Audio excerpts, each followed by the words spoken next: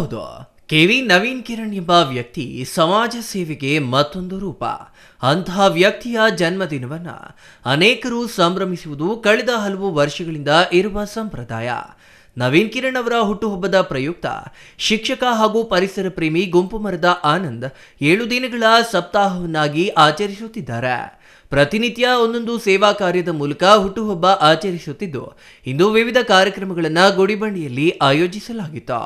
ಸಮಾಜ ಸೇವಕರು, ಶಿಕ್ಷಣ ಪ್ರೇಮಿ, ಅನ್ನದಾತರು, ರಕ್ತದಾನಿಗಳು ಆಗಿರುವ ಕೆವಿ ನವೀನ್ ಕಿರಣ್ ಅವರ 47ನೇ ಹುಟ್ಟುಹಬ್ಬದ ಪ್ರಯುಕ್ತ ಗುಡಿಬಂಡೆಯ ಟಿವಿಎಸ್ ಶೋರೂಮ್ ಹಾಗೂ ಶ್ರೀವತ್ಸ ಟಿವಿಎಸ್ ಶೋರೂಮ್ನಲ್ಲಿ ಕೆಲಸ ಮಾಡುವ ಮೆಕ್ಯಾನಿಕ್ಗಳಿಗೆ ಇಂದು ಟಿ ಶರ್ಟ್ಗಳನ್ನು ವಿತರಿಸಲಾಯಿತು. ಕಾರ್ಯಕ್ರಮದಲ್ಲಿ ಟಿವಿಎಸ್ ಶೋರೂಮ್ ಮಾಲೀಕ ಮಂಜುನಾಥ್ ಮಾತನಾಡಿ, ಕೆವಿ ನವೀನ್ ಕಿರಣ್ ಅವರ ಹುಟ್ಟುಹಬ್ಬವನ್ನು ಗುಡಿಬಂಡೆಯಲ್ಲಿ ಆಚರಿಸುತ್ತಿರುವುದು ಸಂತಸ ತಂದಿದೆ. ನವೀನ್ ಕಿರಣ್ ಅವರ ಸಮಾಜಮುಖಿ ಕಾರ್ಯಗಳನ್ನು ಅಳವಡಿಸಿಕೊಳ್ಳಬೇಕು ಎಂದರು.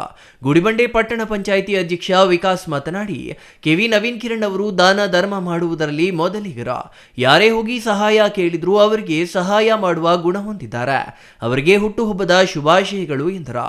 ಪಟ್ಟಣ ಪಂಚಾಯಿತಿ ಮಾಜಿ ಉಪಾಧ್ಯಕ್ಷ ಎಂಎನ್ ರಾಜಣ್ಣ ಮಾತನಾಡಿ, ನವೀನ್ ಕಿರಣ್ ಅವರು ವ್ಯಕ್ತಿಯಲ್ಲ, ಅವರು ಶಕ್ತಿ.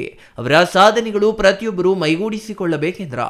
ಕೆವಿ ನವೀನ್ ಕಿರಣ್ ಅಭಿಮಾನಿ ಸಂಘದ ಜಿಲ್ಲಾಧ್ಯಕ್ಷರಾದ ಗುಂಪು ಮರದ ಆನಂದ್ ಮಾತನಾಡಿ, ಕೆವಿ ನವೀನ್ ಕಿರಣ್ ಅವರ ಹುಟ್ಟುಹಬ್ಬವನ್ನು 7 ದಿವಸಗಳ ಕಾಲ ಹಮ್ಮಿಕೊಂಡಿದ್ದು, ಪ್ರತಿದಿನ ಒಂದೊಂದು ಕಾರ್ಯಕ್ರಮ ಮಾಡಿ ಗೌರವ ತೋರಿಸುವುದು ನಮ್ಮ ಆಶಯವಾಗಿದೆ. ನವೀನ್ ಕಿರಣ್ ಅವರು ಸಮಾಜಕ್ಕಾಗಿ ತಮ್ಮ ಜೀವನವನ್ನ ಮುಡಿಪಾಗಿಟ್ಟಿದ್ದಾರೆ. ಅಂತವರ ಹುಟ್ಟುಹಬ್ಬವನ್ನು ಸತತ 7 ದಿನಗಳ ಕಾಲ ಆಚರಿಸುವುದು ನಮ್ಮ ಸಂಘದ ಮುಖ್ಯ ಉದ್ದೇಶವಾಗಿದೆ ಎಂದರು.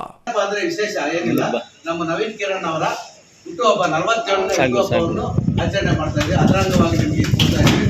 ಒಂದು ಕಾರ್ಯಕ್ರಮ ಎಲ್ಲ ಬಡವರಿಗೆ ಸೀರೆ ಕೊಡೋದಾಗ್ಬೋದು, ಗಿಡ ನೆಡೋ ಕಾರ್ಯಕ್ರಮ ಆಗ್ಬೋದು, ಹಣ್ಣು ಹಂಪಲಕ್ಕೆ ಆಗ್ಬೋದು, ಈ ರೀತಿ 7 ದಿವಸಗಳ ಕಾಲ ಸಪ್ತಾಹವನ್ನು ಹಮ್ಮಿಕೊಂಡಿದ್ದೀವಿ.